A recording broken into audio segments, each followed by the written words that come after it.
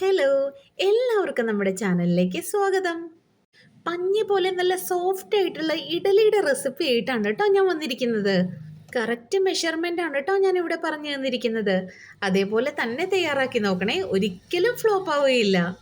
ഇതേ മെഷർമെൻറ്റിൽ തന്നെ ഇഡലി തയ്യാറാക്കി നോക്കിയതിന് ശേഷം നിങ്ങളുടെ വിലയേറിയ അഭിപ്രായങ്ങൾ എന്നെ അറിയിക്കുകയൂടെ ചെയ്യണം കേട്ടോ. കൂടാതെ ആദ്യമായിട്ടാണ് നമ്മുടെ ചാനൽ കാണുന്നതെങ്കിൽ ഒന്ന് സബ്സ്ക്രൈബ് ചെയ്ത് സപ്പോർട്ട് ചെയ്യണേ. 3 കപ്പ് പച്ചരിയാണ് കേട്ടോ ഞാൻ ഇവിടെ എടുത്തിരിക്കുന്നത്.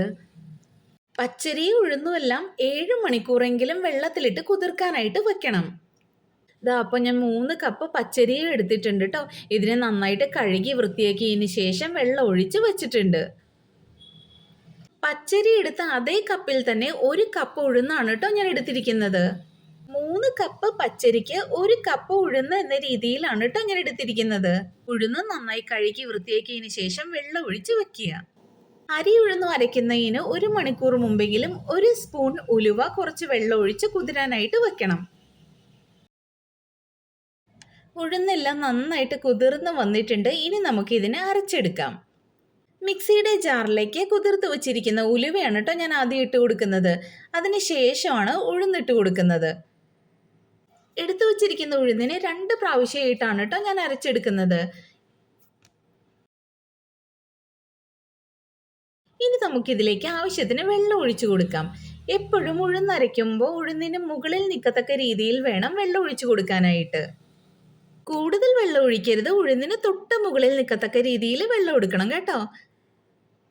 അതേപോലെ ഞാൻ ഉഴുന്നെല്ലാം അരച്ചെടുത്തിട്ടുണ്ട്. ഉഴുന്നെല്ലാം അരച്ച് കഴിഞ്ഞതിന് ശേഷം അതേ ജാറിലേക്ക് തന്നെ പച്ചരി അരച്ചു കൊടുക്കാം. കുറച്ച് പച്ചരി ഞാൻ ഇട്ട് കൊടുത്തിട്ടുണ്ട്. അതിലേക്ക് 1 കപ്പ് ചോറാണ് കേട്ടോ ഞാൻ ചേർത്ത് കൊടുക്കുന്നത്. ഞാൻ കുത്തരിയുടെ ചോറാണ് ചേർത്ത് കൊടുത്തിരിക്കുന്നത്. നമ്മൾ അരിയും ഉഴുന്നും എടുത്ത അതേ കപ്പിൽ തന്നെയാണ് കേട്ടോ ഈ ചോറും എടുത്തിരിക്കുന്നത്. അതിനുശേഷം അതിലേക്ക് കുറച്ചുകൂടെ അരി ഇട്ട് കൊടുക്കുന്നുണ്ട്. അതിലേക്ക് വെള്ളം ഒഴിച്ചു കൊടുക്കുക.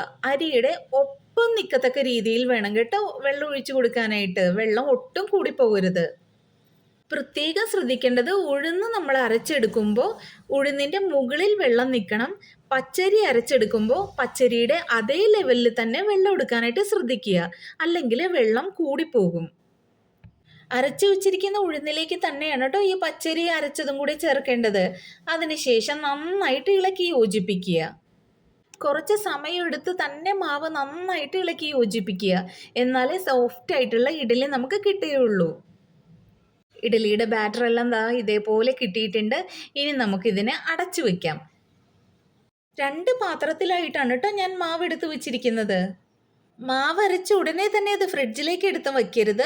അത് റൂം ടെമ്പറേച്ചറിൽ തന്നെ ഒരു രാത്രി മുഴുവൻ ഇരിക്കണം.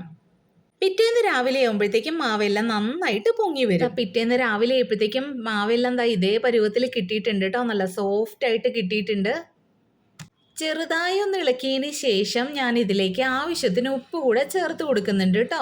അതിന് ശേഷമാണ് ഞാൻ ഒന്നുകൂടെ ഇതൊന്ന് ഇളക്കിയെടുക്കുന്നത്. വളരെ സോഫ്റ്റ് ആയിട്ടാണ് കേട്ടോ ഞാൻ ഇളക്കിയെടുക്കുന്നത്. സ്പീഡിൽ അധികം ഇളക്കിയെടുക്കേണ്ട ആവശ്യമില്ല. ഈ സമയം കൊണ്ട് ഇഡലി പാത്രത്തിൽ വെള്ളമെല്ലാം ഒഴിച്ച് ചൂടാവാനായിട്ട് വെക്കുക.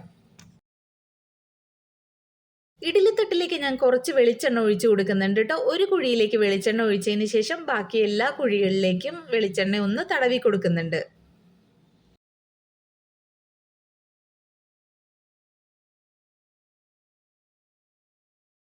ഇഡലിത്തട്ടിൽ വെളിച്ചെണ്ണ പുരട്ടി കൊടുത്തതിന് ശേഷം മാത്രമേ മാവ് ഒഴിക്കാവൂ.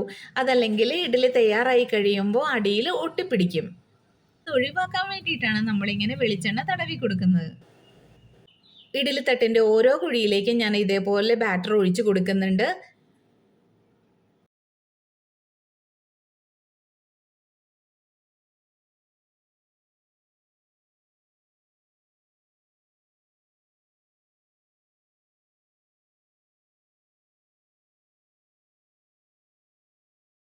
ഇനി നമുക്കിതിനെ ആവിയിൽ വെച്ച് വേവിച്ചെടുക്കാം.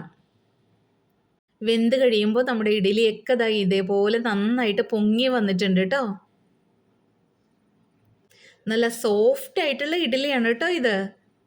എല്ലാവരും തയ്യാറാക്കി നോക്കണേ, നിങ്ങൾക്ക് തീർച്ചയായും ഇഷ്ടപ്പെടും.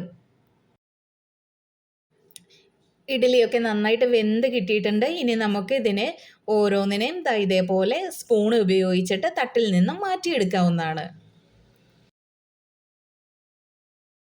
കണ്ടോ, നല്ല സോഫ്റ്റ് ആയിട്ടുള്ള ഇഡ്ഡലിയാണ് കേട്ടോ. എല്ലാവരും ഇതേ റെസിപ്പി എന്നെ ഒന്ന് തയ്യാറാക്കി നോക്കണേ. തയ്യാറാക്കി നോക്കിയതിന് ശേഷം നിങ്ങളുടെ വിലയേറിയ അഭിപ്രായങ്ങൾ എന്നെ അറിയിക്കുകയും കൂടി ചെയ്യണം കേട്ടോ. ഈ റെസിപ്പി നിങ്ങൾക്ക് ഇഷ്ടമായെങ്കിൽ നമ്മുടെ വീഡിയോയിൻ്റെ ലൈക്ക് ബട്ടൺ കൂടി ഒന്ന് പ്രസ് ചെയ്യണേ എല്ലാവരും.